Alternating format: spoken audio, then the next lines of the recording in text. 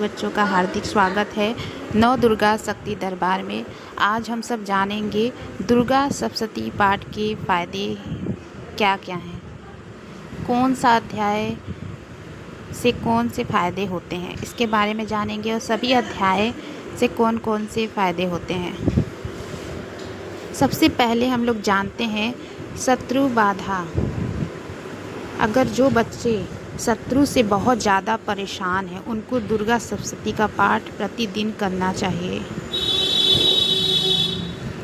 जीवन की हर तरह की बाधाएं और शत्रुओं का भय दूर होता है। जिन बच्चों के ऊपर आर्थिक समृद्धि बहुत ज़्यादा है, जैसे कर्ज और उनके घर में सुख समृद्धि की प्राप्ति नहीं हो रही है, उनको दुर्गा सप्तशती का पाठ नित्य डेली करना चाहिए। तीसरा, कष्ट निवारण, स्वास्थ्य लाभ। जैसे कि अगर आप लोग किसी रोग से परेशान हैं तो आप लोगों को दुर्गा सप्तशती का पाठ ज़रूर से ज़रूर डेली करना चाहिए। ये आपके रोग को ठीक करता है। चौथा, आत्मविश्वास में वृद्धि। जिन बच्चों के अंदर आत्मविश्वास नहीं होता और बहुत ज़्यादा नर्वस रहते हैं, कन्फ्यूजन में रहते हैं, उन बच्चों को डेली दुर्गा सप्तशती का पाठ करना चाहिए और माँ दुर्गा की पूजा करनी चाहिए।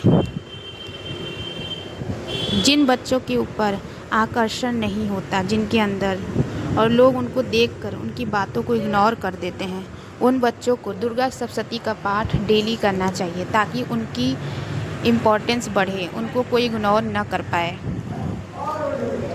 अब हम लोग जानते हैं पाठ के और नियम के बारे में, जैसे कि प्रथम अध्याय, द्वितीय और तृतीय अध्याय करने से क्या होता है। ठीक है, पहला अध्याय अगर आप लोग करते हैं तो चिंता दूर होती है और शत्रु बाधा शांत होती है। तीसरा अध्याय अगर आप लोग करते हैं दूसरा और तीसरा अध्याय अगर आप लोग करते हैं तो जिन बच्चों का कोर्ट कचहरी मुकदमा में विजय प्राप्त नहीं होता और चलते जाता है, बहुत सारे लोग 10 साल 20 साल कोर्ट में जाकर कोर्ट लॉयर को हायर कर के परेशान रहते हैं और वो लोग बार बार हार जाते हैं, वो बच्चे विजय हो जाता है उनका और वो लोग केस जीत जाते हैं। चौथा अध्याय करने से भक्ति और शक्ति प्राप्त होती है। पांचवा अध्याय मतलब कि चौथा अध्याय के बाद हम लोग जानेंगे 12वां अध्याय। ठीक है, और चौथा अध्याय के बाद जो आपका 5वां है, उसके बाद भी भक्ति और शक्ति प्राप्त होती है। ठीक है, तो इसलिए जिससे ज़्यादा अलग अलग चीज़ें प्राप्त होती हैं, उन अध्यायों के बारे में हम लोग जानकारी प्राप्त करेंगे।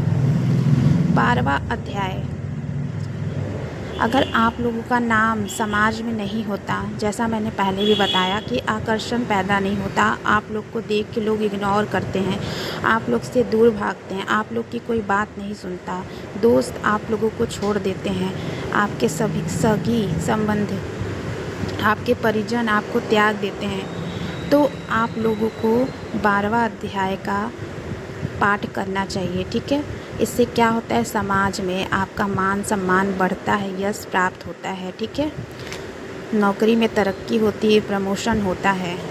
13वां अध्याय, अब हम लोग जानते हैं जो लास्ट वाला अध्याय है 13वां अध्याय, इसको करने से क्या होता है, इसको करने से माँ दुर्गा की भक्ति और कृपा प्राप्त होती है।